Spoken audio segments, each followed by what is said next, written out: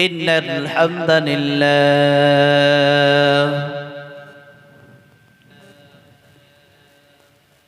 الحمد لله الأكرم الذي خلق الإنسان وكرم وألمه من البيان ما لم يعلم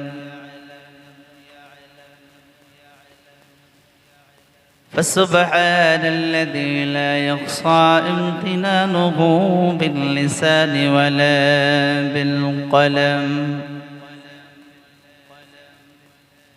ونشهد أن لا إله إلا الله وحده لا شريك له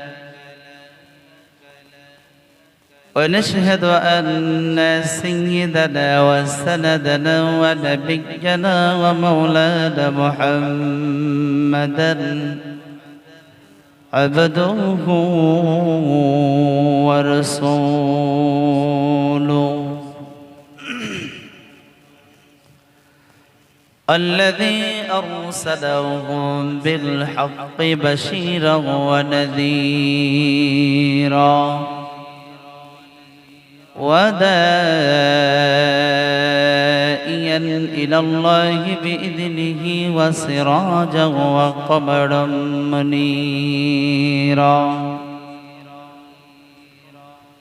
فقد قال الله تعالى في كلامه المجيد والفرقان الحميد আমার সাথে সকলে মিলে তেলাওয়াত করেন আউযু বিল্লাহি মিনাশ শাইতানির রাজীম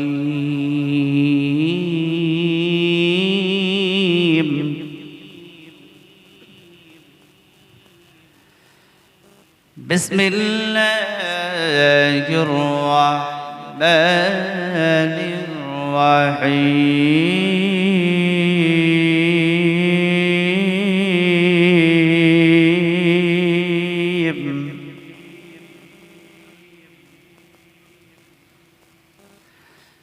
يا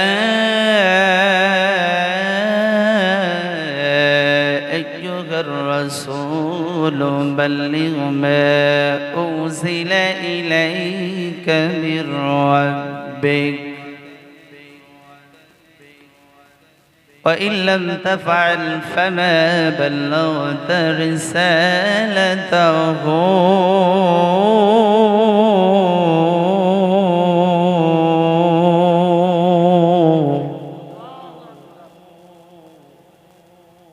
والله يعصمك من الناس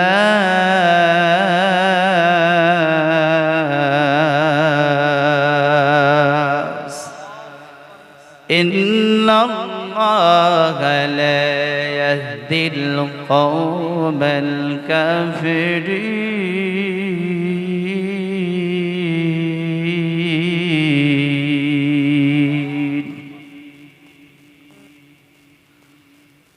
وقال رسول الله صلى الله عليه وسلم لن ينال الله لحومها ولا دماؤها ولكن يناله التقوى منكم وقال تعالى إن الله وملائكته يصلون على النبي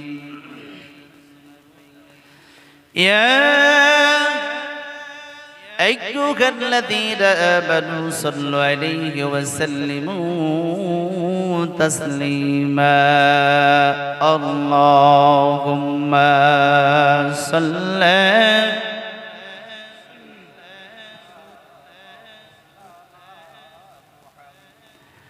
وعلى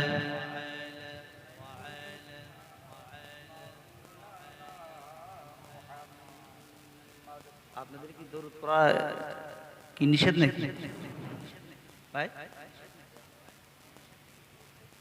রাসূলের উপরে দরুদ পড়বেন একটু মহব্বতে আমাদের নেতাদের জন্য এই যে আপনাদের দেখলাম যে নির্বাচন হচ্ছে এই নির্বাচনে কিন্তু আমরা কত কিছু করতেছি একজন নেতার জন্য একজন দুনিয়ার আতি নেতা পাতি নেতার জন্য আমরা সারাটা দিন তাদের পিছনে ঘোরাঘুরি করছি গলা ফাটাইতেছি কত কষ্ট করতেছি আর যেই নবী দু জাহানের বাদশাহ হাবিবুল্লাহ, যেই নবীকে সৃষ্টি না করে পৃথিবীর কোন কুল কিয়ানাতকে আল্লাহ পাক সৃষ্টি করিতেন না, ওই নবীর উপরে এমন ভাবে দরুদ পড়তেছেন। আসলে বলুন তো দেখি, এইভাবে দরুদ পড়া দরকার নাকি একটু জবান খুলে মহব্বতে পড়া দরকার? জোরে বলেন। একটু জবান খুলে মহব্বতে আমরা রাসূলের উপরে, আমাদের দু জাহানের বাদশাহ হাবিবুল্লাহর উপরে ইনশাআল্লাহ আমরা দরুদ পড়ব। ইনশা, আরো জোরে বলেন ইনশা, আরো জোরে ইনশা। ভালো লাগে না? এই যে ইনশা আল্লাহ আমি 3 বার বলাইলাম, এর লাভ হলো না লস হলো? এই জন্য একটু মুহাব্বতে রাসূলের উপরে দরুদ পড়ে। আল্লাহুম্মা সাল্লি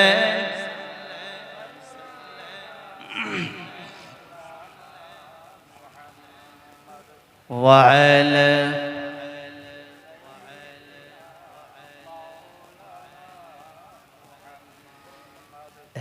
একদিন তোমারি নাম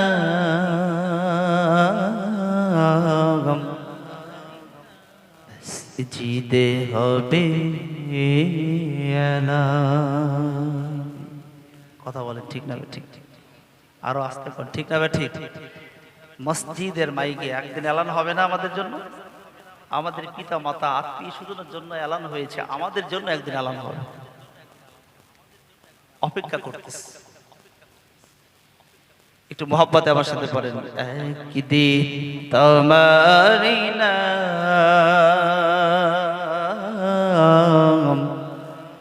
মসজিদে হবে এলান। তৈরি থেকো, তৈরি রেখো, কবরে মার সামান। একদিন তোমারি নাম মসজিদে হবে এলান। কালিমা লা ইলাহা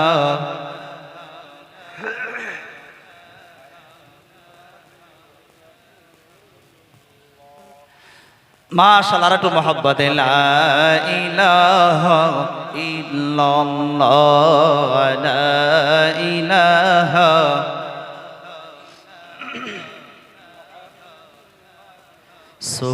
সুবহানাল্লাহ আলহামদুলিল্লাহ, লা ইলাহা ইল্লাল্লাহ, সুবহানাল্লাহ আলহামদুলিল্লাহ।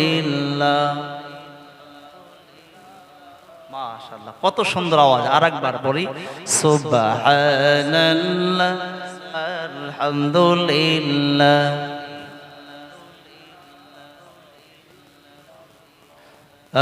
তুমি বাঁচাও, তুমি মারো, অবিরত ক্ষমা করো।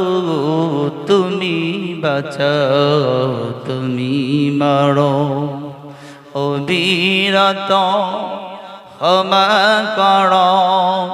ধরার যে জন তাকেই ধরো, ধরার যে জন তাকেই ধরো। তোমার মুঠোই সবই আল্লাহ, সুবহানাল্লাহ।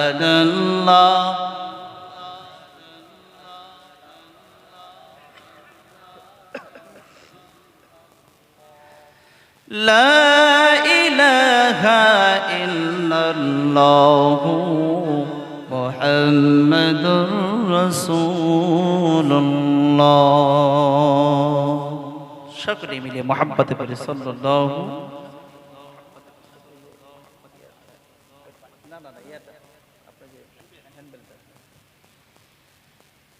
সর্বপ্রথম ওই আল্লাহ তাআলার শুকরিয়া আদায় করি যে আল্লাহ পাক রব্বুল আলামিন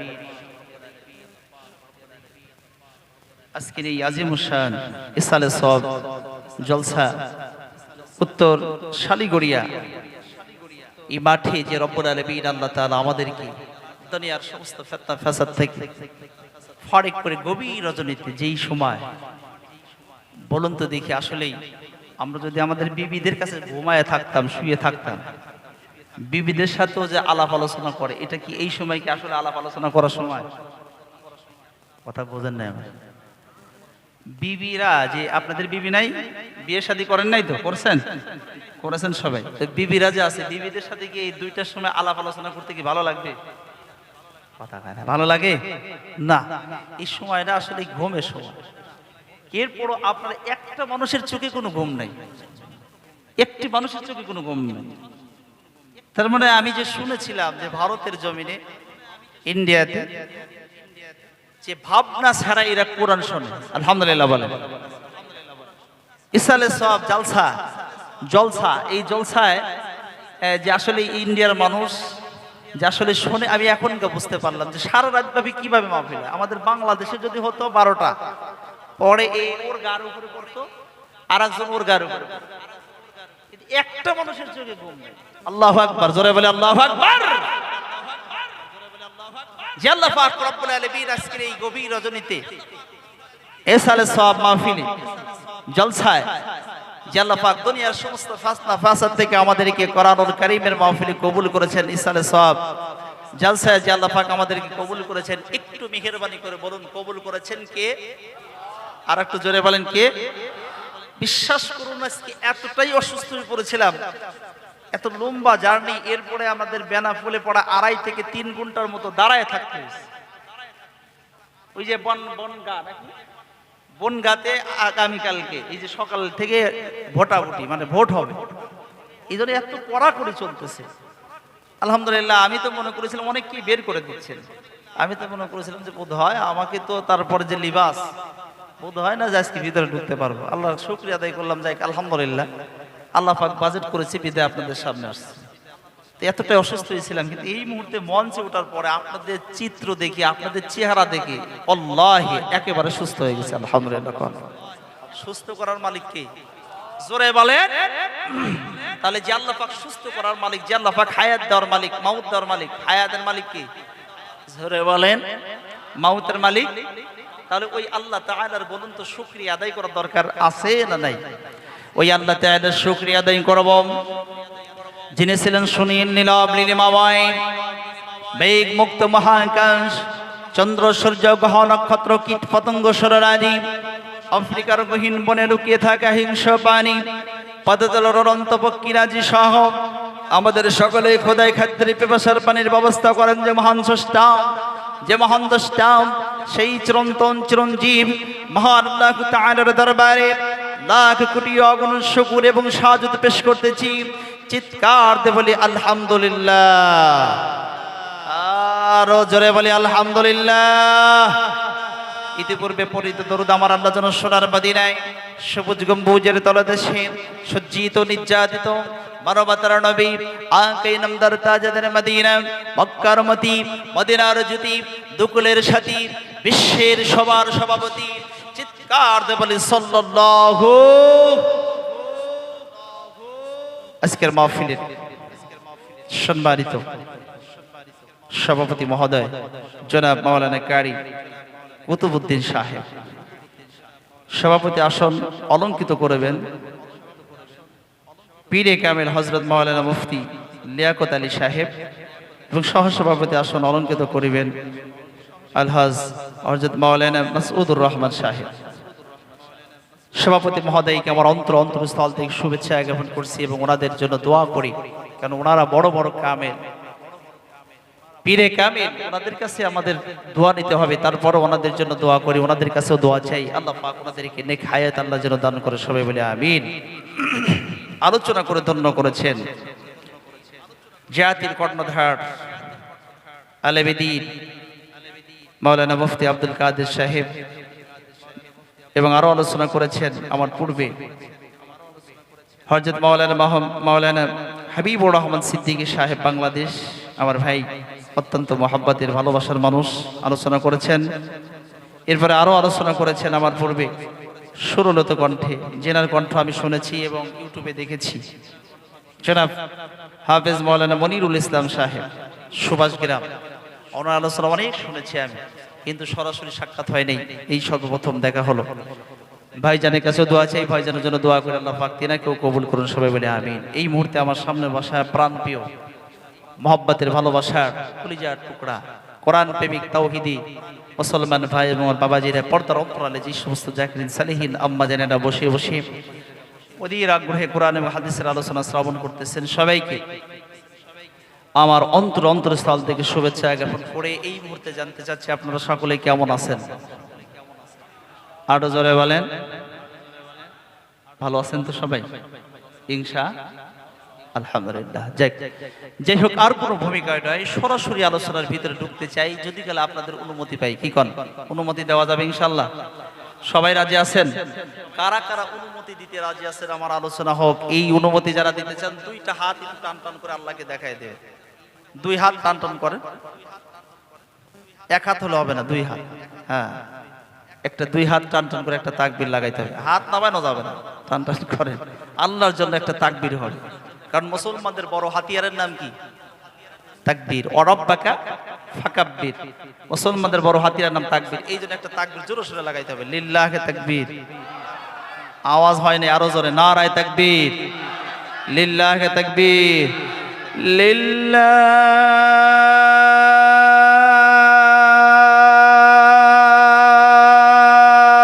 লিল্লাহে তাকবীর, নারায়ে তাকবীর।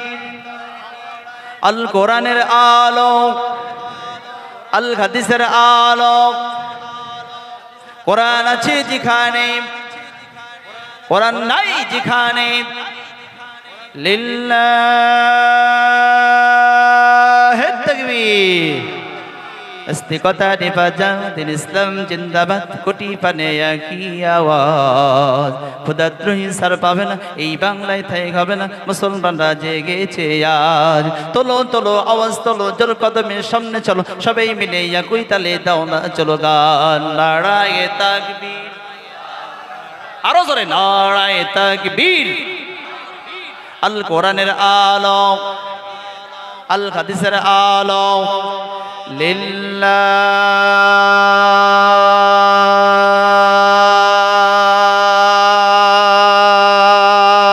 লিল্লাহ তাকবীর। আল্লাহর ফেরেশতারা এই সময় যে আল্লাহকে ডাক দিয়ে বলতেছে, আল্লাহ কি জানি এলাকার নাম, শালিগড়িয়া, মানুষগুলো এমন জোরে নারায়ে তাকবীর স্লোগান দিয়েছে আসমান পর্যন্ত পৌঁছায় গেছে। সুবহানাল্লাহ, জোরে বলেন সুবহানাল্লাহ। আমার আল্লাহ ডাক দেয়া বলতেছে, ফেরেশতারা না, এই নারায়ে তাকবীর স্লোগান আল্লাহু আকবারের আওয়াজটা আসমান পর্যন্ত নয়, আমি আরশ পর্যন্ত পৌঁছায় গেছে। জোরে কোন, তাহলে আপনারা খুশি না বেজার? আরো জোরে বলেন। আল্লাহ যদি আপনাদের উপর খুশি হয়ে যায়, আর কোনো টেনশন, আর কোনো টেনশন আছে? চলুন যাই সামনের দিকে, আর কোনো ভূমিকা নাই। একটি আয়াতে কারিমা তেলাওয়াত করেছি, একই সাথে সূরাটির সিরিয়াল নম্বর 6, সূরাটির নাম সূরা মায়েদা, আয়াত নম্বর 67, 67 নম্বর আয়াতে কারিমা তেলাওয়াত করেছি। এই 67 নম্বর আয়াতে কারিমাকে সামনে রেখে এই একটি আয়াতকে আজকে বোঝাবো ইনশাআল্লাহ। থাকতে রাজি আছেন না ভাগবেন? যদি আপনারা ভাগেন আমার কোনো টেনশন নেই, আমি দোয়া করে দেব। কি ঠিক আছে তো ইনশাআল্লাহ? একটু ধৈর্য সহকারে বসেন, ভালো লাগবে ইনশাআল্লাহ আশা করি। আমি আসলে অত বড় জ্ঞান গর্ব আলোচনা করতে পারবো না, তারপরও যে বড় বড় দুইজন আলেম এখানে কথা বলেছেন একের পরে এক, ওনাদের পরে আসলে আমার কথা কি খাটে না, খাপ খায় না, তারপরও ইনশাআল্লাহ বসাইছেন কে? আরো জোরে কোন, সম্মান দেওয়ার মালিক, ইজ্জত দেওয়ার মালিক। এখানেও আয়াত আছে, যাই ওইদিকে না, একটু খেয়াল করেন। আল্লাহ বলেন, ইয়া আইয়ুহার রাসূল। খুব খেয়াল করে আমাদের কথাগুলো, আমার কথাগুলো একটু মনোযোগ দিয়ে শুনতে হবে। আমার ভাষা কি বুঝতেছেন আপনারা? বাংলাদেশের ভাষা আর আপনাদের ভাষা কি এক আছে? মিলে যাক, আলহামদুলিল্লাহ। তো ইয়া আইয়ুহার রাসূল, হে আমার প্রাণপ্রিয় রাসূল। বন্ধুগণ খেয়াল করেন, আল্লাহ পাক যত নবীকে আল্লাহ পাক ডাকছেন, প্রত্যেকটা নবীকে আল্লাহ পাক ডাকছেন ইয়া মূসা, হে মূসা, ইয়া ইব্রাহিম, হে ইব্রাহিম, ইয়া ইসহাক, হে ইসহাক, ইয়া ইয়াকুব, হে ইয়াকুব। প্রত্যেকটা নবীকে হে মূসা, হে ইব্রাহিম, হে ইসহাক, হে ইয়াকুব, হে ইউসুফ বলে আল্লাহ পাক আখ্যায়িত করলেন, ডাকলেন। কিন্তু আমাদের নবী দু জাহানের বাদশা হাবিবুল্লাহ, আল্লাহ তার দোস্ত হাবিবুল্লাহকে কোরআনুল কারীমের শুরু থেকে শেষ পর্যন্ত একটি জায়গায় এরকম করে ডাকেন নাই ইয়া মুহাম্মদ বলে।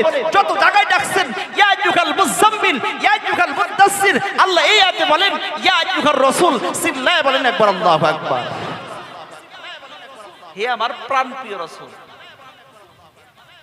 বাল্লিগ মা উনজিলা ইলাইকা মির রাব্বিক, তোমার রবের পক্ষ থেকে যা নাজিল করা হয়েছে তা তুমি কি করো? তাবলীগ করো, প্রচার করো।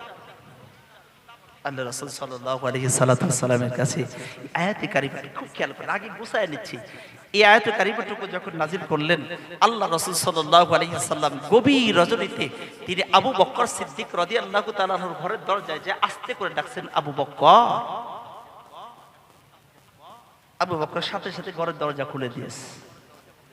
তাকায় দেখে দু জাহানের বাদশা হাবিবুল্লাহ সামনে দাঁড়ায় ডাক দিয়ে বলে, ইয়া রাসূলুল্লাহ, হাবিবাল্লাহ, আপনি কেন আমার ঘরের দরজায়? আপনি যদি ওয়াদমকে একটাবার স্মরণ করতেন, আমি আবু বকর আপনার ঘরের দরজার সামনে হাজির হতাম। আপনি কেন গভীর রজনীতে আসছেন? ডাক দিয়ে বলে, আবু বকর, আল্লাহ কোরআনে আয়াত নাজিল করেছে, আল্লাহ বলেছে যে তাবলীগ করার, বাল্লিগ তাবলীগের কথা বলেছেন, দাওয়াতি কাজের কথা বলেছেন, এই জন্য তোমার ঘরের দরজার সামনে আমি আসছি। আবু বকর ডাক দিয়ে বলতেছেন, জি ইয়া রাসূলুল্লাহ, হাবিবাল্লাহ, আপনি কোন তাবলীগের কথা বলতেছেন? যেই তাবলীগ করার জন্য শিহাবে আবি তালিবে আপনাকে 3 থেকে 3.5 বছর আপনাকে কি করা হয়েছে? জেলখানার মধ্যে কয়েদি করা হয়েছে। সাহাবী আজমাইনদেরকে 7 দিন 10 দিন পর্যন্ত খানা দেওয়া হয় নাই। আর 10 দিন 15 দিন খানা না দেওয়ার কারণে সাহাবীরা যখন পায়খানা করেছে বকরির লাদের মতো। আপনারা কি বলেন? বকরিই তো বলেন নাকি? আমরা আপনার বাংলাদেশে বলি বকরি অথবা ছাগল। ছাগল যেরকম মানে কি করে না, পায়খানা করে না, যে পায়খানা কিন্তু দলা দলা, ওরকম ভাবে পায়খানা করেছেন। আপনি কোন তাবলীগের কথা বলতেছেন যেই তাবলীগের করার জন্য উহুদের ময়দানে আপনার দান দান মোবারক শহীদ করা হয়েছে, হেলমেট মাথার মধ্যে ঢুকায় দিয়েছে, কপ কপ করে জমিনের মধ্যে রক্ত বের হয়েছে? আপনি কোন তাবলীগের কথা বলতেছেন? তায়েফের জমিনে নিষ্ঠুর কাফেরেরা ছোট থেকে বড়, বড় থেকে বুড়া সবাই আপনাকে এমন ভাবে পাথর মারছে, ক্ষত বিক্ষত আপনার শরীর হয়েছে। আপনি কোন তাবলীগের কথা বলছেন? বা ফাতিমাতুজ জোহরা রাদিয়াল্লাহু তাআলা একদিন আল্লাহ রাসূলকে গোসল করায় দিচ্ছে। এমন সময় তাকায় দেখে পিঠের মধ্যে আল্লাহ রাসূলের শরীরের মধ্যে দাগরা দাগরা দাগরা দাগরা দাগ দেখে।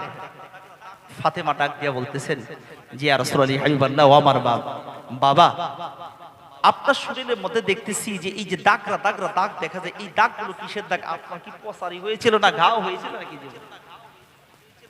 কয় না, আমার জীবনে কোনোদিন ঘা হয়নি, পসারি হয়নি। তায়েফের জমিনে আমি দাওয়াতি কাজ করতে গিয়েছিলাম, এমন ভাবে আমাকে পাথর মারছে, আর ওই পাথরের আঘাত বলেই তুমি দেখতে পাও। আপনি কোন তাবলীগের কথা বলতেছেন? কিছুই তো বুঝলাম না। আল্লাহ রাসূল ডাক দেয়া বলেন, আবু বকর, তুমি শুনে রেখে দাও, জেনে রেখে দাও, আজকে আমি কুরআনুল কারীম, এই কুরআনুল কারীম হলো নির্ভেজাল। একটু কথা বলেন, ভেজাল আছে? নির্ভেজাল কুরআন লইয়া ভেজাল যুক্ত মানুষের চিকিৎসা করার জন্য আজকে রাতের বেলা বের হতে চাই। আর একবার জোরে বলেন সুবহানাল্লাহ। আচ্ছা বলুন তো দেখি, কুরআনুল কারীমের মধ্যে চিকিৎসা আছে না নাই? আরো জোরে হয় নাই? আরো জোরে। وَنُنَزِّلُ مِنَ الْقُرْآنِ مَا هُوَ شِفَاءٌ وَرَحْمَةٌ لِلْمُؤْمِنِينَ।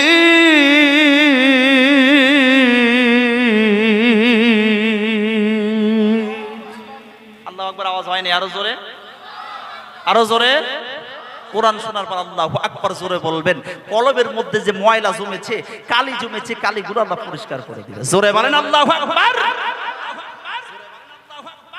আল্লাহ বলতেছেন মুমিনদের জন্য কোরআনটা হলো শিফা, ঔষধ। তো কোরআন যদি আল্লাহ পাক নিজে বলতেছেন মুমিনদের জন্য কোরআনটা ঔষধ, তো এখন ঔষধ আমরা কিনে খাবো কেন? ডাক্তারের কাছে যাই ঔষধ কিনে খাই কেন? কারণ কি? খেয়াল করেন, খেয়াল করেন। এই যে আমরা কিন্তু দেখবেন মাঝে মধ্যে ঠান্ডা লাগে না, ঠান্ডা লাগলে কি ডাক্তারের কাছে গেলে ডাক্তার কিন্তু সিরাপ দেয়, বোতল দেয়। এই বোতলের মধ্যে, সিরাপের বোতলের মধ্যে ডাক্তার সাহেব আগে থেকেই মুখটা খুলে বিষ ঢুকায় দিয়েছে। ওটা আপনি ওষুধ মনে করে খাইলে আপনার অসুখ ভালো হবে না আপনি মারা যাবেন? একটু কথা বলেন, ভালো হবে না মারা যাবেন? মারা যাবেন। ও বন্ধুগণ আমার ভাই আমার, আমাদের কাজ হচ্ছে না কেন? এই কোরআন যে আমাদের আল্লাহ বললেন যে কোরআনটা হলো ঔষধ, কাজ হয় না কেন? কারণ কি জানেন? একটু খেয়াল করেন। এই যে এইটা হলো বোতল, এটা কি?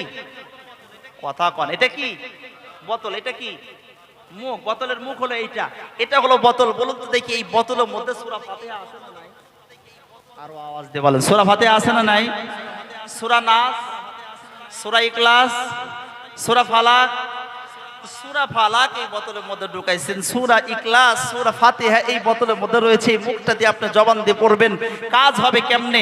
কারণ এই বোতলের মধ্যে ও বন্ধুগণ আগেই আপনি হিংসার গুনাহ ঢুকায় রাখছেন। হিংসা আছে না নাই? আরো জোরে বলেন। এরপর বলুন তো দেখি, সুদ আছে না নাই? আপনাদের এই ভারতে বোধহয় সুদ নাই, আছে সুদ? হ্যাঁ, আমি তো মনে করেছিলাম যে শুধু আমাদের বাংলাদেশে মনে হয় সুদ করে বেশি। ভারতেও আছে, ঘরে ঘরে আছে। এইবার মনে হয় আপনারা আমার উপর রাগ করবেন নাকি? খেয়াল করেন, মেডিসিন আজকে নিতেই হবে ভাই। খেয়াল করেন, খুব মনোযোগ দিয়ে খেয়াল করেন। তো এই সুদখোর ঘুষখোর অবন্ধুগণ আমার ভাইরা আমার, এই বোতলের মধ্যে ঢুকাইয়া এখন যদি নামাজ পড়ে নামাজ কবুল হবে, ঔষধে কাজ হবে। তার মানে বলুন তো এই বোতলটা পরিষ্কার করার দরকার আছে না নাই? আরো জোরে বলেন। 3 নম্বর পারার 2 নম্বর সূরা, সূরাটির নাম সূরা বাকারা, আয়াত নম্বরটা হলো 278, 278 নম্বর আয়াতে কারিমার মধ্যে সুন্দর করে আমার আল্লাহ রাব্বুল আলামিন বলেন, ইয়া আইয়ুহাল্লাযীনা আমানু তাকুল্লাহ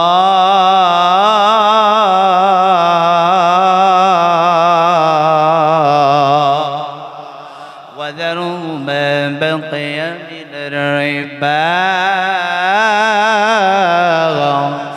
ইন কুনতুম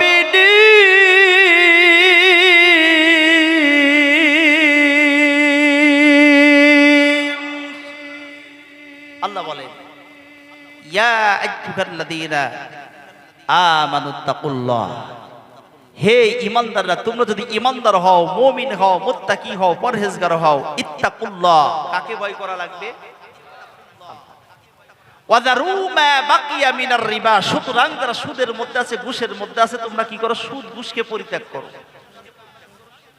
তো সুদখোর ঘুষখোর যারা আছি আমরা, খেয়াল করেন, আমরা এখানে নাই ইনশাআল্লাহ, খেয়াল করেন। তাহলে এই সুদ ঘুষখোরকে আল্লাহ পাক রব্বুল আলামিন বলতে, সুদ আর ঘুষকে পরিত্যাগ করো। ইন কুনতুম, এই ভাই রাগ করতেছেন মনে চলে যাচ্ছে। আলোচনা শুরুতেই যদি মেডিসিন দিতেই চলে যায় তাহলে কি ভালো লাগবে বলেন? নাকি এই মেডিসিন বাদ দেব? কে থাকবেন না থাকবেন ওইটা গোলাম মুর্তজা নুরি দেখবে না। মেডিসিন শুরু হয়েছে, আজকে হবে ইনশাআল্লাহ। এই কথা কোন ইনশাআল্লাহ? বন্ধুগণ খেয়াল করেন। তাহলে ইন কুনতুম মুমিনিন, যদি মুমিন বলে কেউ দাবি করতে চায়, মুমিন যদি কেউ হতে চান, তার সুদ খেয়ে ঘুষ খেয়ে নামাজ পড়লে নামাজ কবুল হবে? কথা কন, কবুল হবে? দেখবেন সুদও খায়, ঘুষও খায়, একেবারে ইমাম বরাবর পিছনে দাঁড়ায়, আল্লাহু আকবার, ওরে পাক্কা শয়তান। কথা কন, সুদখোরের নামাজ কি কবুল হবে? কথা কন, হয়? কয়েক বন্ধু যাইতেছে বাসের মধ্যে করে, তো হঠাৎ করে এক বন্ধুর লাগছে পায়খানা। জোরে বলেন, কি খানা? পায়খানা লাগছে। তো এই বন্ধুটা ডাক দিয়ে বলতেছে, বাস কি যেখানে সেখানে টপিস করে নাই করবে? তো বন্ধুর লাগছে পায়খানা, ডাক দিয়ে বলতে, বন্ধু আমার তো লাগছে পায়খানা, আমি এখন কি করব? কয় তুমি একটা কাজ করো। বলে কি কাজ?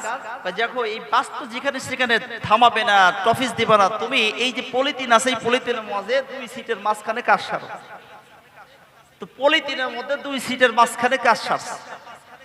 পলিথিনটা সুন্দর করে গিট্টু দিয়ে, নতুন রুমাল ছিল, রুমালটাকে দিয়ে পেঁচাইয়া গিট্টু দিয়ে এবার ফিকি দিয়েছে। জানালা দিয়ে কি করেছে? ফেলাইয়া দিয়েছে। বলুন তো দেখি, ওই পাশ দিয়ে, বাসের পাশ দিয়ে রাস্তা আছে না নাই? এই কথা কর নাকি, আছে না নাই? এই রাস্তা দিয়ে আবার যাচ্ছে 2 বন্ধু, এক হোন্ডা পালসার অথবা অ্যাপাচি। পালসার অথবা অ্যাপাচি হোন্ডা কিন্তু আপনারা দেখবেন হাইড্রোলিক্স ব্রেক। এখন আবার বাড়াইছে এফজেড, এরা কিন্তু একেবারে 2 চাকায় হাইড্রোলিক্স। তো একেবারে ধপাস করে যখন মালটা পড়েছে, 2 হাত দিয়ে একবার হাইড্রোলিক্স ব্রেক করেছে। সর্বনাশ! না জানি বাসের মধ্যে থেকে কি মাল সামানা টাকা পয়সা গহনাগাটি পড়েছে, এই রুমালের মধ্যে এই রুমাল ফালায় থুয়ে যাওয়া যায়? শূন্যস্থান পূরণ করা লাগবে, যায়? তো শীতের দিন, পুষ মাসের দিন, শীতের দিন, জ্যাকেট হচ্ছে গায়ে, মালটা এবার সুন্দর করে কি করেছেন, তুলেছে, তুলে নিয়ে জ্যাকেটের পকেটে, ভিতরে পকেটে নিয়েছে যাতে করে না হারিয়ে যায়।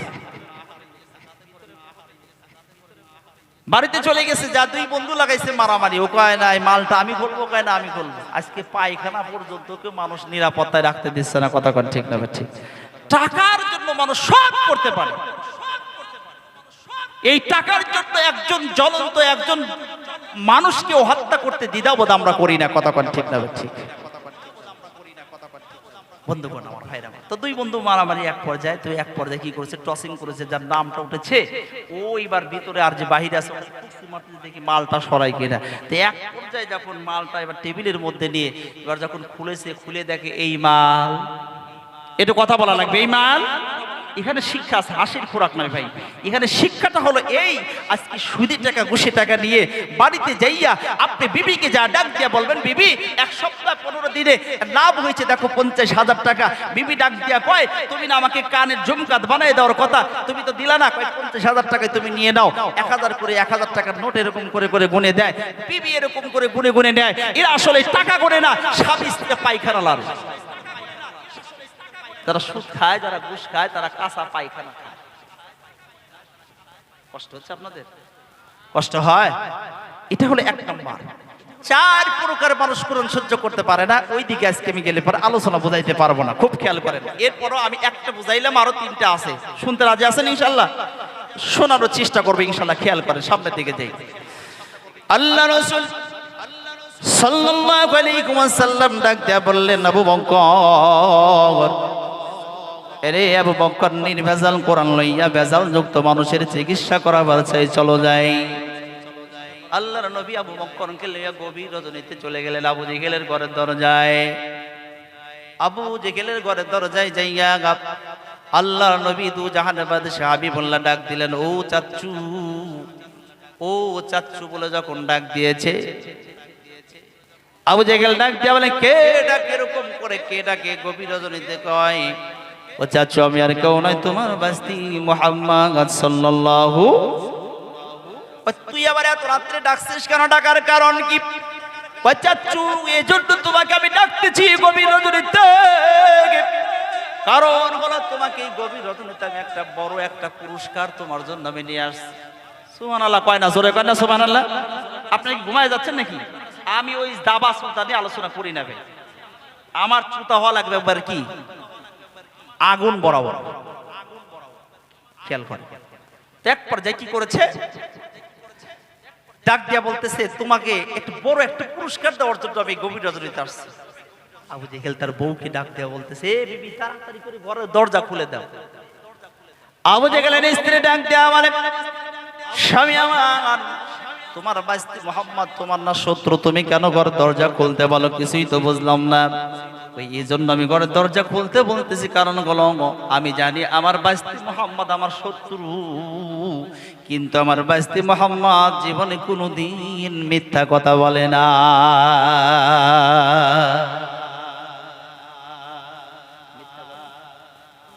বলে না। বন্ধুরে আবার মায়ের ঘরের দরজা যখন আবু জেহেলের স্ত্রী খুলে দিয়েছে, আল্লাহর নবী ডাক দেয়া বলেন, ও চাচু, এই পুরস্কারটা তুমি নেওয়ার জন্য ঘরে থেকে বাহিরে আসবা না আমি ভিতরে আসবো? আবু জেহেল আর দেরি না, একটা লাফ দিয়া সামনে যায় হাতটা বাড়ায় দিয়েছে, দাও কি দিবা? আমার পুরস্কারটা হাতের মধ্যে দাও। কয় চাচ্চু তোমার হাতের মধ্যে দেওয়া যাবে না। কয় তাহলে পকেটের মধ্যে দাও। কয় না পকেটেও দেওয়া যাবে না। ব্যাগের মধ্যে দাও। কয় না ব্যাগের মধ্যেও দেওয়া যাবে না। কয় তাহলে আমার ঘরের মধ্যে রেখে আসো। কয় না ঘরের মধ্যেও রাখা যাবে না। ডাক দিয়ে এবার আস্তে করে আবু জেহেল নিচেই বসে গেলেন, মাথা নিচের দিকে দিয়া কিছু সময় পর মাথাটা তুলিয়ে আল্লাহর নবীর কান বরাবর মুখটা নিয়ে ডাক দিয়া বলে, বাস্তি মুহাম্মদ, তুমি পুরস্কারটা আমার হাতের মধ্যে দিবা না, ব্যাগের মধ্যে দিবা না, পকেটের মধ্যে দিবা না, আমার ঘরের মধ্যেও রাখবা না। তাহলে কি তুমি গভীর রজনীতে তুমি আমাকে কোরআন শোনাবা নাকি?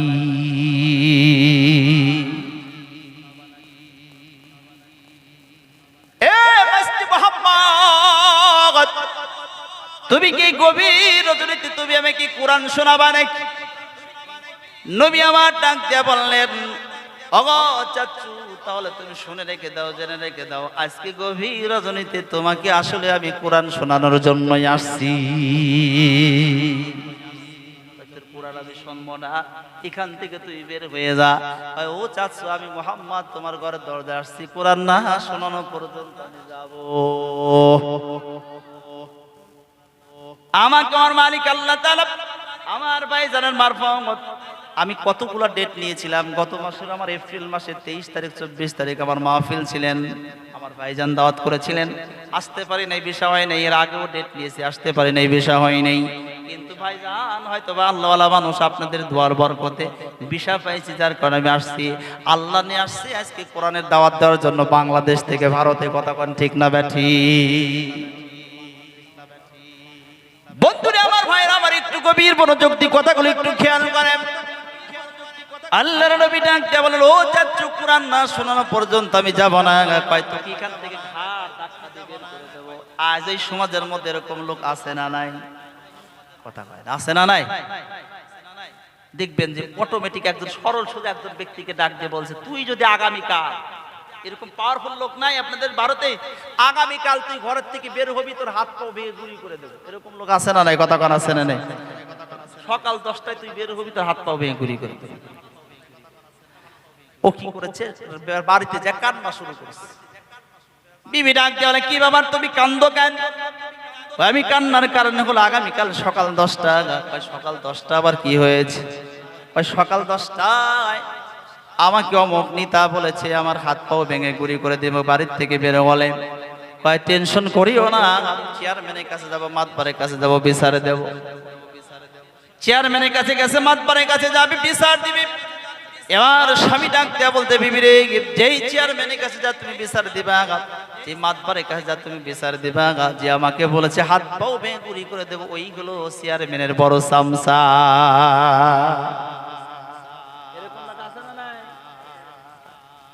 মনে হয় আপনাদের ঘুম লাগতেছে, তাই না ভাই? ঘুম লাগতেছে, কষ্ট হচ্ছে? খেয়াল করেন, একজন বাগানের মালিক 3 বছর বাগানে যায় নাই।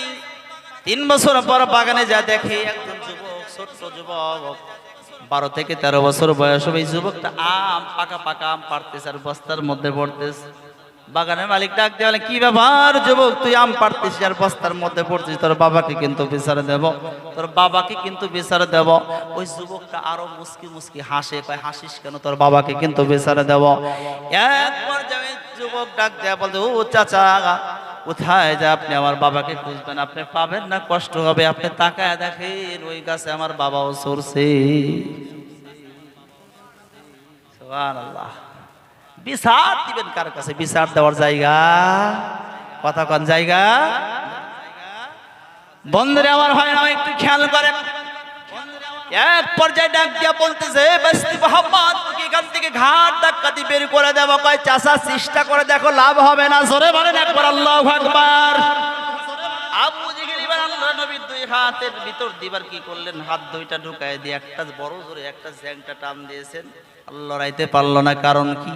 আমার আল্লাহ পাক জিবরিলকে ডাক দেয়া বলেন, জিবরাইল যা রে, জিবরাইল যা, আমার দোস্ত হাবিবুল্লাহ আবু জেহেলকে কোরআন শোনাবার চাই। আর আবু জেহেল তাকে অপমান করে বাড়ির থেকে ঘাড় ধাক্কা দিয়ে বের করে দিতে চায়। আমার দোস্ত হাবিবুল্লাহ যেহেতু চায় তাকে কোরআন শোনাক, আমিও চাই তাকে কোরআন শোনাক, তাড়াতাড়ি করে যা। 2টা হাত দিয়ে আল্লাহর নবীর 2 কাঁধের মধ্যে এরকম করে হাত 2টা দিয়ে দাও। ও বন্ধুগণ, এবার জিবরাইল আলাইহিস সালাতু ওয়াস সালাম 2টা হাত আল্লাহর নবীর কাঁধের মধ্যে যখন 2টা হাত এরকম করে বসায় দিয়েছে, এত জোরে একটা জ্যাংটা টান দিয়েছে, 1 ইঞ্চি পরিমাণ লড়াইতে পারে না। জোরে বলেন মারহাবা। দ্বিতীয়বার আবার একটা জ্যাংটা টান দিয়েছে, তারপর লড়াইতে পারে না। তৃতীয়বার আবার আরেকটা জ্যাংটা টান দিয়ে লড়াইতে পারলো না। 3টা বার যখন 1 ইঞ্চি পরিমাণ জায়গা লড়াইতে পারে না, আবু জেহেল এবার নিচে জায়গার মধ্যে বসে যাইয়া আস্তে করে ডাক দেয়া বলতে যে, বাস্তে মুহাম্মদ, বুঝে ফেলেছি তোমাকে এত শরীরের শক্তি দিয়ে তোমাকে 3টা বার আমি টান দিলাম, 1 ইঞ্চি পরিমাণ জায়গা লড়াইতে পারলাম না। আমি বুঝে ফেলেছি তোমার আল্লাহর খেলা শুরু হয়ে গেছে। সূরা না শোনানো পর্যন্ত তুমি যাবে না। আমি বুঝে ফেলেছি তুমি আস্তে আস্তে কোরআন শোনাও, জোরে জোরে কোরআন শোনানোর দরকার নেই। আল্লাহর নবী এবার তিনি কোরআন তেলাওয়াত করা শুরু করলেন। বিসমিল্লাহির রাহমানির রাহিম।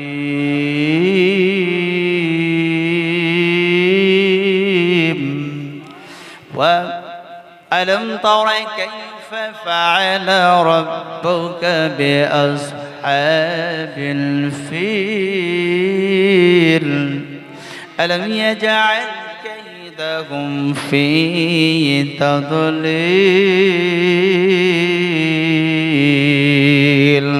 ওয়া আরসালা আলাইহিম তায়রান আবাবিল।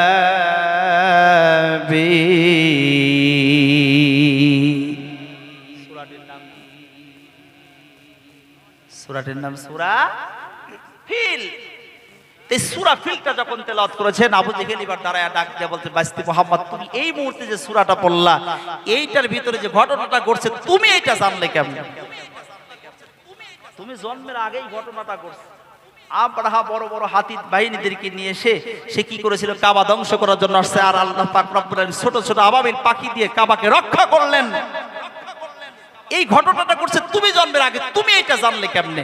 ডাক দিয়া বলেন, ওগো চাচা শুনে রেখে দাও, জেনে রেখে দাও, আমি ব্যক্তিগতভাবে কোনো কিছুই বলি না, যে কথাগুলো বলি সবগুলো কথা কার।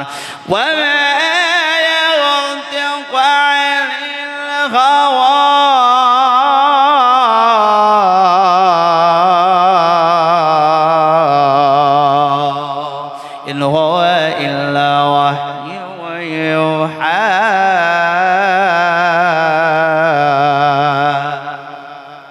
আমি যে কথাগুলো বলি এই কথাগুলো আমার নয়, আমার কথাগুলো কার? ব্যক্তিগতভাবে আমি একটি কথা বলি না, যে কথাগুলো বলি সবগুলো কথা কার?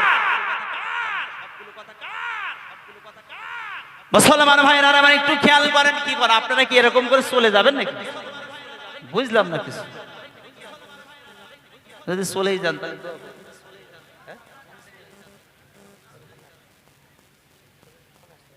আসবে না তো। এই রাত তো এখন ঘুম পেরে যাচ্ছে, কি করে? একটু আগে আগে বসেন না ভাই, আপনারা একটু বসেন।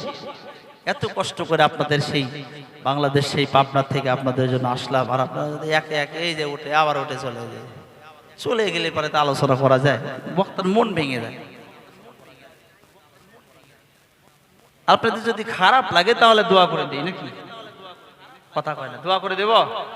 চালাবার কিছু সময় বন্ধুগণ খেয়াল করেন, খুব মনোযোগ দেন। আমি কিন্তু গুরুত্বপূর্ণ একটি আলোচনা ধরেছি ভাই, না শুনলে বুঝতে পারবেন না কি মধু আজকে আপনাদের সামনে ধরেছি। ও মুসলমান, এক পর্যায়ে আল্লাহ রাসূল সাল্লাল্লাহু আলাইহি ওয়াসাল্লামকে ডাক দিয়ে বললেন, ঠিক আছে তুমি কি করো, আস্তে আস্তে করে কোরআন তেলাওয়াত করো। কোরআন তেলাওয়াত যখন করেছে বলতেছে যে এইটা তুমি কেমনে করে জানলা? এইটা আমি জানাই নাই, আমি জানি না, এটা আমার আল্লাহ আমাকে যা বলাইছে। জোরে বলেন একবার মারহাবা। ঠিক আছে তুমি কোরআন পড়েছো, তুমি এখান বের হয়ে যাও, বাড়ি থেকে চলে যাও। কয় না চাচ্ছু, আর একটা ছোট্ট একটা সূরা শোনানোর পর আমি চলে যাবো। কয় ঠিক আছে, আর একটা সূরা শোনানোর পর যাবা তো? কয় হ্যাঁ যাবো। কয় ঠিক আছে বল। আল্লাহ নবী দিন দুনিয়ার বাদশা হাবিবুল্লাহ এবার তিনি কোরআন তেলাওয়াত করা শুরু করলেন। বিসমিল্লাহির রাহমানির রাহিম। তাব্বাত ইয়াদা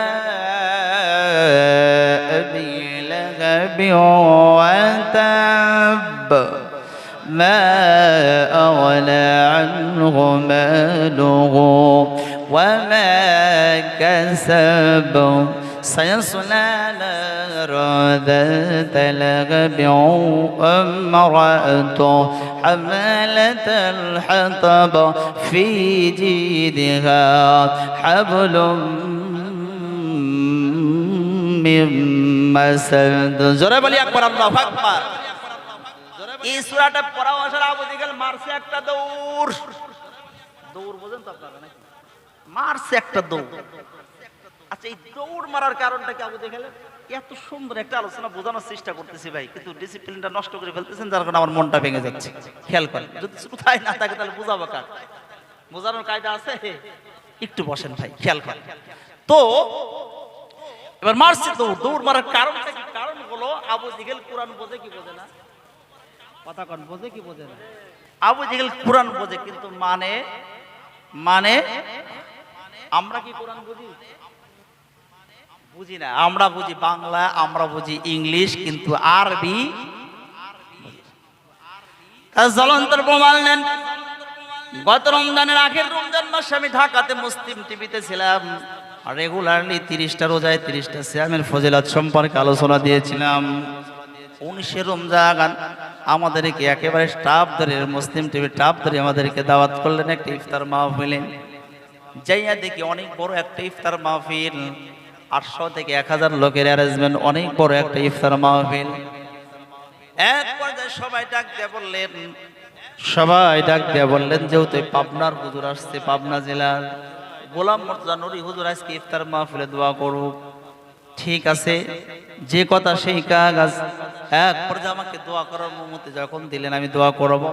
কয়েকজন যুবক বা ছোট সাইড দিকেরাও ধরে ডাক দিয়ে বলতেছে হুজুর আপনি একটু ভালো করে দোয়া করবেন, ভালো করে দোয়া করবেন। আমি বললাম কি ভালো করে দোয়া করব? কয় হাজার হাজার টাকা খরচ করেছি, লক্ষ টাকা খরচ করেছি, টাকার জন্য দোয়া করবেন। আমি চিন্তা করলাম কে রে, এত কষ্ট করে সিয়াম পালন করতেছে, রোজা রয়েছে, রোজার দোয়া না আছে, এই ব্যক্তি টাকার জন্য দোয়া চাই, ঘটনাটা কি? এখন সুপার দিকে তাকায় দেখি, যে সুপার দিকে তাকায় দেখি রোজা। কথা কথা যারা রোজা থাকে না, সুপা দেখলে বোঝা যায় না, চেহারা, চুপা বলতে চেহারা, আমাদের পাবনার ভাষায় বলে চুপা, আপনারা বুঝতে পারেন না। তো চেহারার দিকে দেখলেই বোঝা যায় যে আসলে কি রোজা নেই। বন্ধুগণ আমার ভাইরা আমার, তো এক পর্যায়ে চিন্তা করলাম এখন যদি দোয়া শুরু করি, আল্লাহ যারা এত টাকা খরচ করে, লক্ষ টাকা খরচ করে যারা ইফতার মাহফিল আয়োজন করেছে, আল্লাহ যারা রোজা নাই, আল্লাহ তাদেরকে সাইজ করে বলুন তো দেখি, ওরা কি আমাকে সাইজ করবে না? বাংলায় দোয়া করা যাবে না? আরবিতে মাইর দেওয়ার জায়গা আছে না নাই? আরবিতে এবার বদদোয়া যখন একের পরে এক যখন টেনে টেনে যখন আমি পড়তেছেন, ওরা কয় আমিন আমিন, তার মানে ওরা কোরআন বোঝে। কথা কয় না, বোঝে, ওরা কোরআন বোঝে না। আমার বন্ধুরে, আমার ভাইয়েরা, আমার ও মুসলমান, আজকে আমরা কোরআন বুঝি না, কিন্তু আবু জেহেল কোরআন বুঝে ফেলেছে। কি বলেছে? একটা দৌড় দিয়ে আবুল আহাবের ঘরের দরজার সামনে যাই আবুল আহাব বলে চিৎকার করে ডাক দেওয়া শুরু করলেন। আবু জেহেল কয় কে রে, এত রাত্রিবেলা কে ডাকে, এত জোরে জোরে কে ডাকে? ঘরের দরজা খুলে দেখে আবু জেহেল। কি আবু জেহেল এত জোরে জোরে ডাকছিস কেন? ডাকার কারণ কি? কয় ডাকার কারণ হলো আমার বাইস্তি মোহাম্মদ বলেছে তোমার নাকি 2 হাত ধ্বংস হবে, তুমিও নাকি ধ্বংস হয়ে যাবে, তোমার যে মাল সামান আছে সে মাল সামানও নাকি ধ্বংস হয়ে যাবে, তোমার যে বউটা আছে বউটাও নাকি ধ্বংস হয়ে যাবে, এই জন্য তোমাকে এরকম করে ডাকতেছি। আবুল আহাব মাথা নিচের দিকে দিয়ে কান্না শুরু করে দিল। কে কান্দিস কেন? কি জন্য কান্দিস? আমার আবু জেহেল বলে কেন কান্দো, কি জন্য কান্দো? তৃতীয়বার আবার যখন ডাক দিল কান্দো কেন? আবুল আহাব ডাক দিয়া বলতেছে আমি এই জন্য কান্দতেছি, কারণ হলো, কান্নার কারণ হলো এরে, এই জন্য আমি এরকম করে কান্দতেছি রে আবু জেহেল, শুনে নাও, ওই আব্দুল্লাহ বেটা মুহাম্মদকে আমরা সহ্য করতে পারি না, আমরা তাকে দেখতে পারি না, কিন্তু আব্দুল্লাহ বেটা মুহাম্মদ জীবনে কোনোদিন মিথ্যা কথা বলে না। আমার বিশ্বাস হয় সে বলেছে আমার হাত ধ্বংস হবে, পা ধ্বংস হবে, আমি ধ্বংস হব, আমার সম্পদ ধ্বংস হবে, বউ ধ্বংস হবে, আমার বিশ্বাস হয় 2 মাসের মধ্যে আমার সব কিছু ধ্বংস হয়ে যাবে। আবু জেহেল ডাক দিয়া কয় এরে নেতা, তুমি এত বড় নেতা হয় কারো টেনশন করো? টেনশন কোন করার কোনো প্রয়োজন নাই। আমাদের এমন একজন পালোয়ান আছে, বীর পালোয়ান নাম হলো, ওর কাছে গেলে পরে, বীর পালোয়ানের কাছে গেলেই সে কি করবে? আব্দুল্লাহ বেটা মুহাম্মদকে 2 দিনের মধ্যে হত্যা করবে। নাম তার রুকাইনা। কি নাম? রুকাইয়া কিন্তু না, রুকাই না। এই রুকাইনা প্রতি সন্ধ্যায় 21 কেজি খাদ্য খায়, সকাল বেলায় 21 কেজি খাদ্য নাস্তা লাগে যার, দুপুর বেলা তার এত খানা লাগে। সেই রুকাইনা তার কাছে গেলে পরে সে হত্যা করে ফেলবে। আলোচনা শুরু করলাম, খেয়াল করেন ভাই ও মুসলমান। 2 জন ডাক দিয়া এবার আবুল আহাব ডাক দিয়া বলে আবু জেহেল সত্যি যদি রুকাইনা আব্দুল্লাহ বেটা মুহাম্মাদের কাল্লাটা যদি আলাদা করতে পারে, আমি আমার ব্যক্তিগতভাবে আমি 100 লাল উট ওই রুকাইনাকে আমি দিয়ে দিব। নাউজুবিল্লাহ, কনজরে বলেন নাউজুবিল্লাহ। চলো যাই।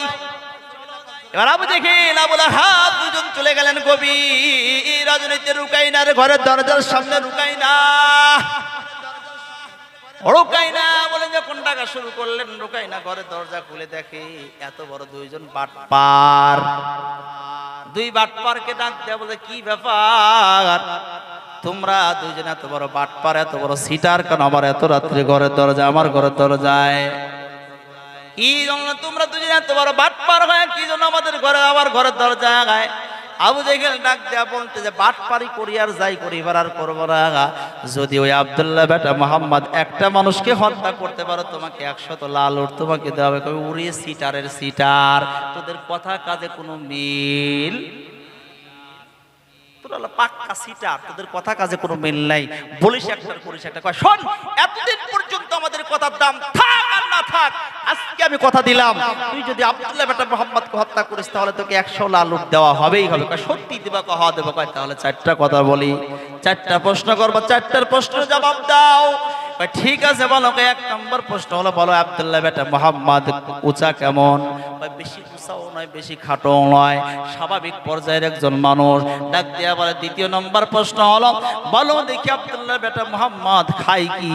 ভাই এক ওয়াক্ত খাইলে আর এক ওয়াক্ত খাওয়া কথা কয় না, কথা কয় না, লাগে না লয় পায় না। ও বন্ধুগণ, 3য় নম্বর ডাক দেয়া বলতেছে, ওই আব্দুল্লাহ বেটা মুহাম্মদ দেখতে কেমন? এ মুসলমান, যখনই বলেছে আব্দুল্লাহ বেটা মুহাম্মদ দেখতে কেমন, তার চেহারাটা কেমন, আবু জেহেল ইবনে আবুল আহাবের মুখটা চেপে ধরেছে। ভাই কয়েকটা প্রশ্নের জবাব তুমি দিয়েছো, এই প্রশ্নের জবাবটা আমি দিতে চাই। কয় ঠিক আছে দাও। কয়েকদিন আগে আমি আসতেছিলাম কাবার চত্বর দিয়ে, কি যেন গুনগুন করে এত মধুর কণ্ঠ, এত মধুর কণ্ঠ, শুরুতে তো কণ্ঠে সূরা ইয়াসিন তেলাওয়াত করতেছিলেন।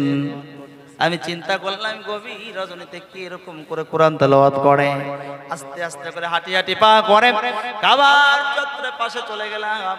ও বন্ধুগণ, এই সময় এমন একটা সময় আজকে আমরা হাজির হয়ে গেছি যেই মাসে, ও বন্ধুগণ, লক্ষ লক্ষ হাজী সাহেবরা কি করতেছে, কাবাকে ঘেরাও ধরে লাব্বাইক আল্লাহুম্মা লাব্বাইক, লাব্বাইক লা শারীকা লাক লাব্বাইক, ইন্নাল হামদা ওয়ান নি'মাতা লাক ওয়াল মুলক লা শারীকা বলে সবাই হাজিরা দিতেছে।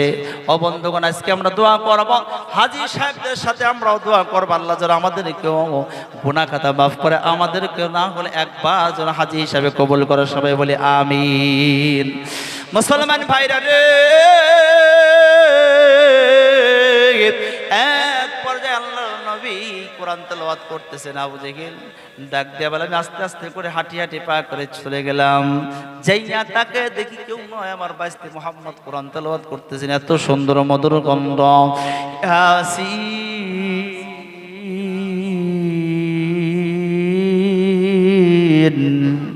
والقرآن الحكيم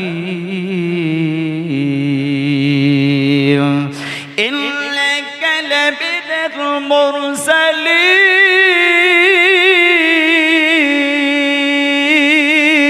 المرسلين। মধুর কণ্ঠে কোরআন তেলাওয়াত করতেছিলেন, আমি পিছন থেকে তাকায় দেখি একটাবার তার মুখের দিকে, কপালের দিকে যখন চোখটা চলে গেল, কপালের দিকে আমি তাকায় দেখি আল্লাহর নবী আমার বাইস্তে মুহাম্মদের কপালের দিকে তাকায় দেখি নূরে নূর, নূরে নূর চমকাইতেছে, নূরে নূর চমকাইতেছে কপালের মধ্যে, নূরে নূর চমকাইতেছে। কিন্তু পূর্ণিমার চাঁদ আকাশের মধ্যে দেখা যায়। পূর্ণিমার চাঁদের দিকে তাকালাম, পূর্ণিমার চাঁদের দিকে তাকায় দেখি পূর্ণিমার চাঁদের মধ্যে কলঙ্কের দাগ দেখা যায়, কালো রেখা দেখা যায়। কিন্তু আমার বাইস্তি মুহাম্মদের কপালের মধ্যে বিন্দু পরিমাণে কোনো কালো কোনো রেশা আমি দেখতে পাই না। আবার আমি কপালের আবার কি করলাম, আকাশের চাঁদের দিকে তাকালাম, আবার বাইস্তি মুহাম্মদের কপালের দিকে তাকালাম। তিনটা বার আকাশের চাঁদের দিকে, পূর্ণিমার চাঁদের দিকে আমি তাকায় দেখি ওই পূর্ণিমার চাঁদের মধ্যে কলঙ্কের দাগ দেখা যায়, কালো রেখা দেখা যায়। কিন্তু আমার বাইস্তি মুহাম্মদের কপালের মধ্যে বিন্দু পরিমাণ কালো কোনো রেশ পর্যন্ত দেখা যায় না। বন্ধুগণ আমার ভাইরা আমার, সেই নবী কেমন নবী ছিলেন, রাহমাতুল লিল আলামিন। ওই নবীকে আজকে আমরা চিনতে পারি নাই, নবীকে আজকে আমরা বুঝতে পারলাম না। নবী আমার আবু বকরকে নিয়ে হিজরত করে যখন তিনি চলে যাচ্ছেন মদিনায়, হঠাৎ করে আবু বকর পেছন থেকে তাকায় দেখে আল্লাহর নবী পাথরের উপরে পা দিচ্ছেন। তখন খালি পায়ে ছিলেন, রাত্রিবেলা স্যান্ডেল পর্যন্ত ছিলেন না। আল্লাহর নবী খালি পায়ে হেঁটে হেঁটে যায় আর পাথরের উপরে পা লাগতেছে। আবু বকর পেছন থেকে তাকায় দেখে প্রত্যেকটা পাথরের উপরে আল্লাহর নবী যখন পা দিতেছে পাথরগুলো পাথর নাই, সব তোলা হয়ে যায়, পাথরগুলো তোলা হয়ে যায়। এরপরে দ্বিতীয় পাটা দেয়, তারপর পাথরগুলো তোলা হয়ে যায়। আবু বকর পরীক্ষা শুরু। আল্লাহর নবী যে জায়গায় পা দিয়েছে ওই জায়গায় আল্লাহ কি করলেন, পাটা দিলেন। আবু বকর পা দেয়, আবু বকরের জন্য আর পাথর আর কি হয় না, তোলা হয় না, পাথরই থাকে। কি ব্যাপার, আল্লাহর নবীর জন্য পাথরগুলো তোলা হয়ে যায় আর আমার জন্য কেন তোলা হয় না? এমন সময় একটা বড় পাথরের সামনে দাঁড়াইয়া আল্লাহর নবীকে সালাম দিয়েছে। জোরে বলেন একবার আল্লাহু আকবার, জোরে বলেন আল্লাহু আকবার। আল্লাহর নবীকে বড় পাথরটা সালাম দেয়। আল্লাহর নবী সালামের জবাবে ডাক দিলে, পাথর, কিরে পাথর তুই কেন আমাকে সালাম দিয়ে দিলে? ডাক দিয়া বলে, হুজুর আপনি শুধুমাত্র মানুষের নবী নন, আপনি শুধুমাত্র জিনের নবী নন, আপনি পশু পাখির নবী নন, আপনি হলেন পাথর, আমি পাথরের নবী। আর একবার জোরে বলা যায় না সুবহানাল্লাহ? ও মুসলমান ইমানদারেরা, আবু বকর যখন দেখলেন আল্লাহর নবী দিন দুনিয়া বাদশা হাবিবুল্লাহর পাথরগুলো তোলা হয়ে যায়, পরীক্ষা শুরু করার ডাক দেয়া বললেন, ইয়া রাসূলুল্লাহ, ইয়া হাবিবাল্লাহ, আপনি যদি কিছু না মনে করেন তাহলে আপনাকে একটু আমার কোলের মধ্যে নিয়ে আমি হাঁটতে চাই। আল্লাহর নবী তো বুঝে ফেললেন কি জন্য, বললেন ঠিক আছে। আবু বকর আল্লাহর নবীকে নিয়ে এবার যখন হাঁটা শুরু করলেন, আল্লাহর নবী যে পাথরের উপরে পা দিয়েছে ওই পাথরের উপরে পা দেয়, ওই পাথর আর পাথর নাই, তখন তোলা হয়ে গেছে। ডাক দিয়া বলে, নবী ডাক দিয়া বলতেছে, এই আবু বকর তোমার কি পরীক্ষা করা হয়েছে? কয়, ইয়া রাসূলুল্লাহ পরীক্ষা করা হয়েছে। আপনি বললেন রাহমাতুল লিল আলামিন, ওয়া মা আরসালনাকা ইল্লা রাহমাতাল লিল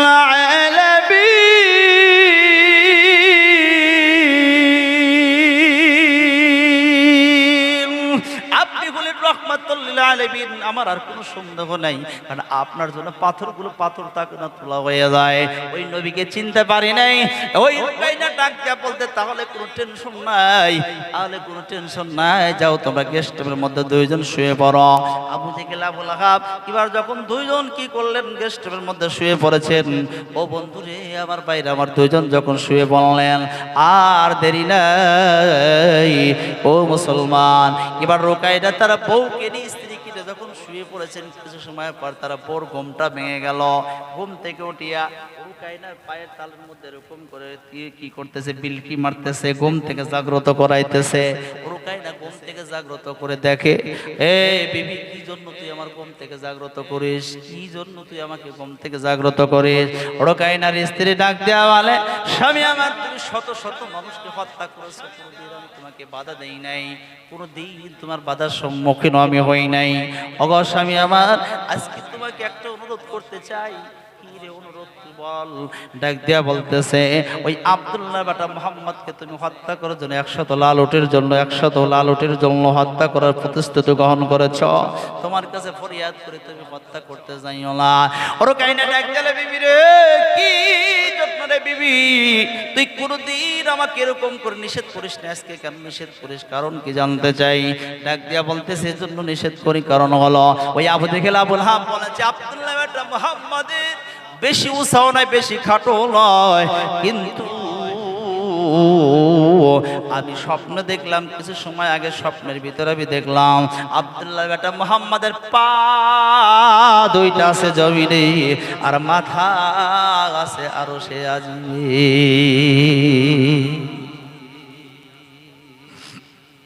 পা দুইটা আছে জমিনে আর মাথা আছে আরশে আজিম। এই জন্য তাকে তুমি হত্যা করতে যাও। এরপরে তুমি কে দেখলা? কয় তার একজন সাহাবী, নাম হলো আলী। এই আলী কাররামাল্লাহর দিকে আমি তাকাই দেখি এক একটা দাঁত হলো 2 হাত লম্বা। জোরে বলেন একবার আল্লাহু আকবার। 2 হাত লম্বা লম্বা এক একটা দাঁত। ও স্বামী আমার, তাকে তুমি হত্যা করতে চায় না? এরপরে তুমি কি দেখলা?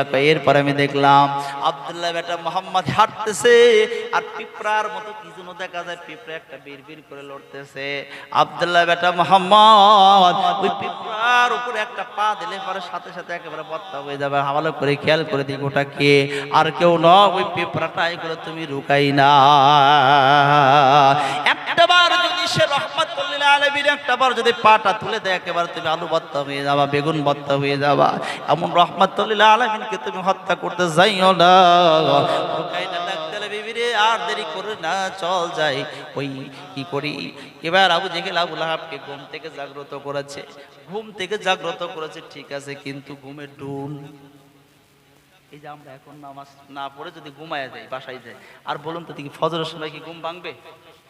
যদিও আপনাকে ডেকে আপনার স্ত্রী ঘুম থেকে জাগ্রত করে তুলে দেয়, এরকম স্ত্রী তো এখন পাওয়া কঠিন। তারপরেও যদি এখন দিনদার পরহেজগার অবশ্যই আপনাদের এলাকায় আছে, যদিও তুলে দেয়, বলুন তো দেখি ঘুমের ঢুল আছে না? একটা ঘুমের ঝুল আছে না? ঝুলটা যায় না।